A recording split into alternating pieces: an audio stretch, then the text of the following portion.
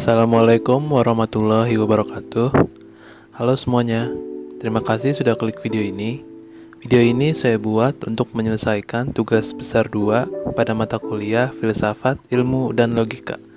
Saya juga berterima kasih kepada Bapak Ahmad Sabir selaku dosen pengampu mata kuliah ini yang telah memberikan tugas.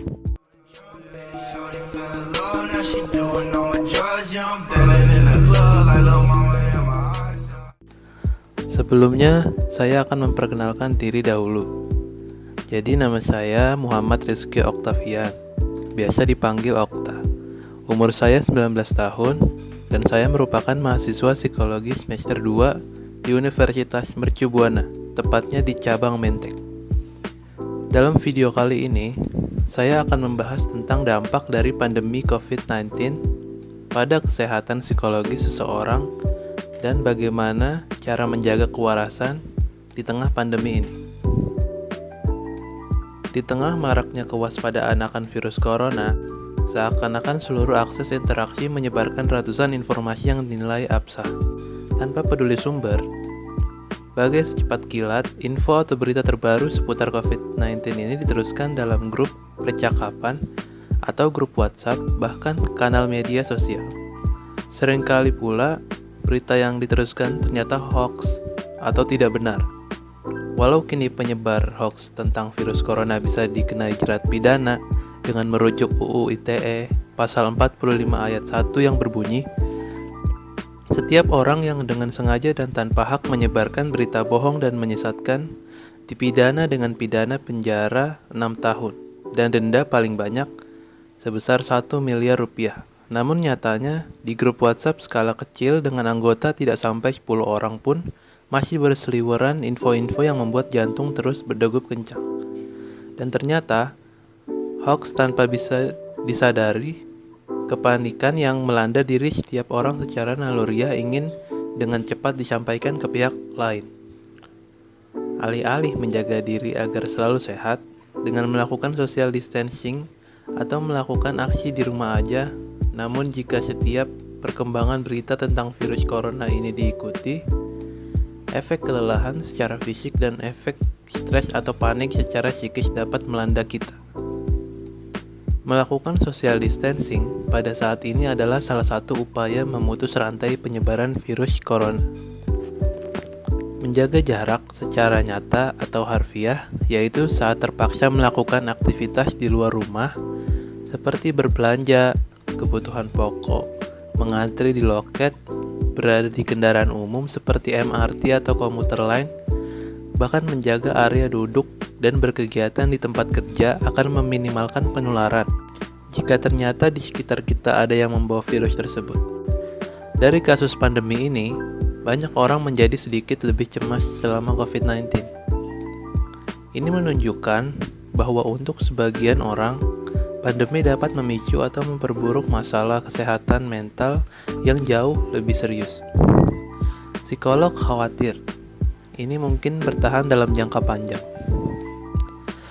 Psikolog dari Universitas 11 Maret, Surakarta, Lailatul Syifa mengungkapkan, kondisi pandemi virus corona ini memberikan 3 efek psikologis bagi seseorang, yakni krisis, uncertainty atau ketidakpastian, dan loss of control. Menurutnya, untuk efek krisis ditandai dengan datang mendesak secara tiba-tiba tanpa persiapan dan memiliki efek negatif yang menekan. Kemudian, untuk efek ketidakpastian, umumnya dirasakan seseorang dengan kekhawatiran kapan kondisi ini akan berakhir, kapan bisa kembali bekerja di perkantoran, atau bertemu dengan banyak orang atau sanak saudara kembali. Sedangkan untuk efek loss of control, Platus mengungkapkan orang hanya dapat melihat atau mendengar tanpa bisa melakukan hal apapun. Permisalan dari efek loss control ini bisa kita melihat bahwa angka kematian terus naik, tetapi tidak bisa berbuat apa-apa.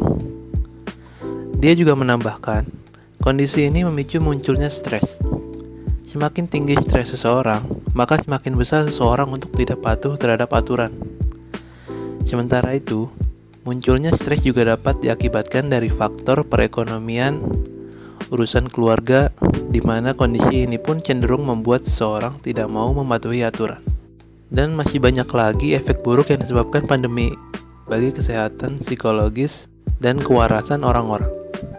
Namun, bagaimana cara kita menjaga agar pikiran tetap waras di tengah pandemi ini? Tidak dapat panik dan stres.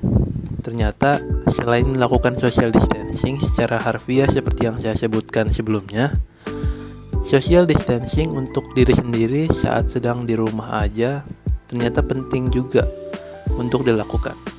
Agar kita dapat tetap waras dan tenang, beberapa hal berikut penting untuk memberi jeda bagi diri sendiri untuk lebih bijak dalam menanggapi pandemi ini. Yang pertama, kita bisa mematikan sejenak segala kanal informasi yang terus-menerus mengirimkan berita ke ponsel kita. Mengistirahatkan otak yang bekerja terus-menerus dalam menerima segala berita baik, positif maupun negatif dapat membantu mengurangi stres dan kecemasan yang berlebih, serta akan memberikan ruang bagi otak kita untuk berpikir dan melakukan hal positif. Lalu yang kedua, agar tidak terhanyut dalam percakapan yang tiada henti, misalnya pada grup WhatsApp karena kita sedang mengisolasi diri di rumah aja, anggap segala informasi yang kita ikuti dan terima adalah untuk diri kita sendiri. Meneruskannya langsung tanpa mengecek kebenaran sumbernya hanya akan menimbulkan kepanikan pada orang lain. Berikutnya yang ketiga.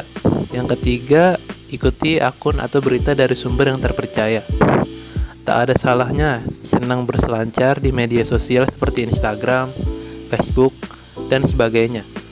Namun ini saatnya kita untuk melakukan detox di akun media sosial dengan cara mengunfollow akun-akun yang terlalu sering menebar energi negatif dan membuat stres. Yang keempat, selanjutnya manjakan diri dengan rutinitas merawat diri yang bisa dilakukan di rumah, seperti meditasi. Dengan meditasi, segala energi positif akan memenuhi kita dan membuat tubuh lebih rileks sehingga bisa dengan bijak menyortir informasi yang dibutuhkan. Lalu yang kelima, jangan hanya berdiam diri di sofa. Bergeraklah sebanyak mungkin.